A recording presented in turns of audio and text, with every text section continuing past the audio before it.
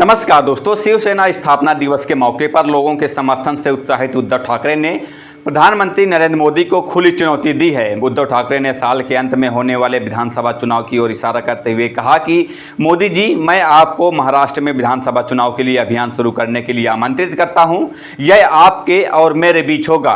यह बताना जरूरी है कि वैसे तो शिवसेना बढ़ चुकी है। एक गुट का नेतृत्व तो एकनाथ शिंदे कर रहे हैं, जो भाजपा की मदद से मुख्यमंत्री बने हुए हैं। शिवसेना के दूसरे गुट या शिवसेना यूबीडी का नेतृत्व उद्धव ठाकरे कर रहे हैं।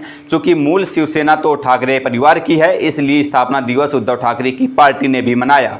लेकिन स्थापना दिवस दरअसल मूल शिवसेना का था, जो शिवसेना शिंदे गुट के कब्जे में है।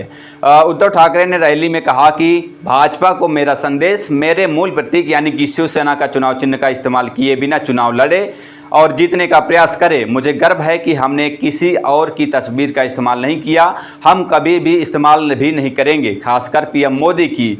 मैं पीएम मोदी को चुनौती देता हूं कि वे आज ही महाराष्ट्र विधानसभा चुनाव की तैयारी शुरू कर दें, इस नकली शिवसेना को दूर रखते हुए। उद्धव ठाकरे ने शिवसेना के दोनों गुटों के साथ हाथ मिलाने और एनडीए में बने रहने की अटकलों को भी खारिज कर दिया।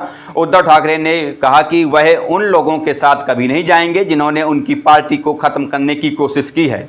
यानी उद्धव ठाकरे ने संकेत दिया है कि वो शिंदे गुट और भाजपा से कभी समझौता नहीं करेंगे। आपको बता दें कि हाल ही में मीडिया के एक वर्ग से खबर आई थी कि उद्धव ठाकरे और पीएम मोदी की मुलाकात होने वाली है। उद्धव ठाकरे जल्द भाजपा से समझौता करेंगे। उद्धव ठाकरे ने रैली में एक और बात का जवाब दिया। उन्होंने कहा कि हमें लोकसभा चुनाव में सभी देशभक्तों, सभी धर्मों के लोगों का वोट मिला। उन्होंने कहा कि हमने हिंदुत्व छोड़ दिया क्योंकि हम कांग्रेस के साथ चले गए।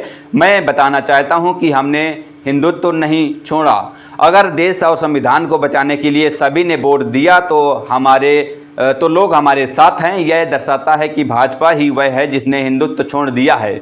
उद्धव ठाकरे का यह भाषण महाराष्ट्र विधानसभा चुनाव को लेकर उनकी पार्टी की रणनीति को साफ करता है। लोकसभा चुनाव में एमवीए यानी कि महाविकास आघाड़ी गठबंधन की एकजुटता का मजा चख चुके ठाकरे अब एमवीए में ही रहकर कांग्रेस और शरद पवार की पार्टी के साथ तालमेल कर विधानसभा चुनाव लड़ने उतर चुके हैं।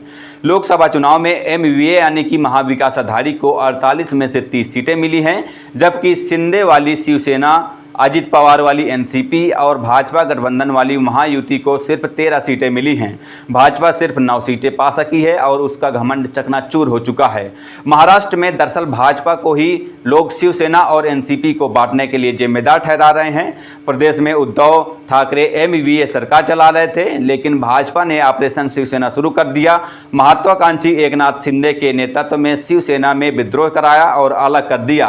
केंद्र सरकार के संरक्षण की वजह से शिंदे के ही गुट को असली शिवसेना और पुराना चुनाव चिन्ह मिल गया। ठीक यही तरीका शरद पवार की एनसीपी के साथ भी अपनाया गया। पार्टी का मूल नाम और चुनाव चिन्ह अजित पवार वाले गुट को मिला। इस सारी जुगाड़बाजी और नाटक को महाराष्ट्र की जनता कई सालों से देख रही है। उसने कुछ जवाब तो लोकसभा चुनाव में दे दिया और कुछ विधानसभा चुनाव में देने की तैयारी है। भाजपा ने 2019 के लोकसभा चुनाव में महाराष्ट्र में अकेले 23 सीटें जीती थी, जो अब 9 सीटें पर आ गई है। इसी से पता चलता है कि राज्य में उसकी विश्वसनीयता में गिरावट आई है। मतदाताओं ने उसे ठुकरा दिया है। एमवीए यानी कि महाविकास आघाड़ी लगातार अपनी एकजुटता का प्रदर्शन कर रहा है। अभी चंद दिनों पहले उद्धव ठाकरे, शरद पवार और पृथ्वीराज ने एक संयुक्त प्रेस कॉन्फ्रेंस को संबोधित किया और विधानसभा चुनाव लड़ने का ऐलान किया। शिवसेना, यूबीटी, एनसीपी, शरद पवार और कांग्रेस ने साफ कर दिया कि जल्द ही सीटों का मसला भी सुलझा लिया जाएगा और सारे कार्यकर्ता एकजुट होकर विधानसभा चुनाव में उतरेंगे। इस प्रेस कॉन्फ्रेंस में भी शरद पवार ने मोदी का काफी मजाक उड़ाया। मोदी ने शरद पवार को भटकती आत्मा कहा था। शरद पवार ने कहा कि मोदी जी, यह भटकती आत्मा आपको जिंदगी भर परेशान करती रहेगी। फिलहाल इस वीडियो में इतना ही।